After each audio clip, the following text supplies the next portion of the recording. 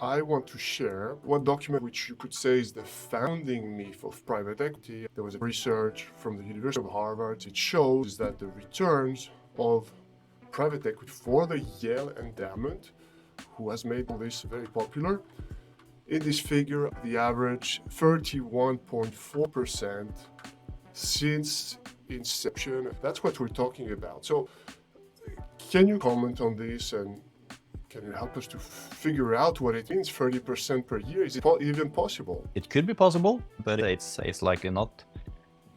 The point is, if you take 31 or 30% return every year for 30 years, 1 million would have grown so big that it would dwarf the size of the endowment. So it's not a figure that is investable. It's not a figure that is reinvestable. So if you look at the S&P, for example, in the past 70 years, it's had a geometric compound return of 10%.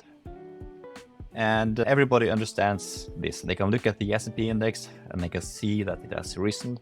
And if you invested in one of the very early index funds in the 70s, 80s, you would have had the return that you look at on the chart.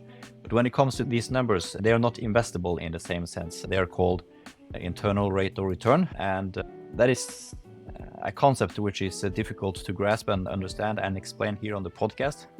But it's the difference between internal rate of returns, IRRs, and geometric return is so big that it doesn't make sense to compare the two.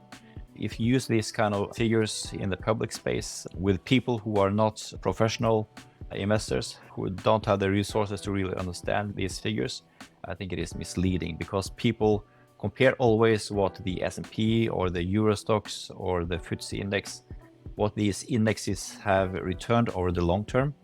And then they compare this 10% return or something with figures that you see from the PE brochures, and it doesn't really add up. One academic looked at these figures many years ago, Professor Ludovic Phalippou, who used to be at Amsterdam and in the past 5 or 8 years or something is at Oxford.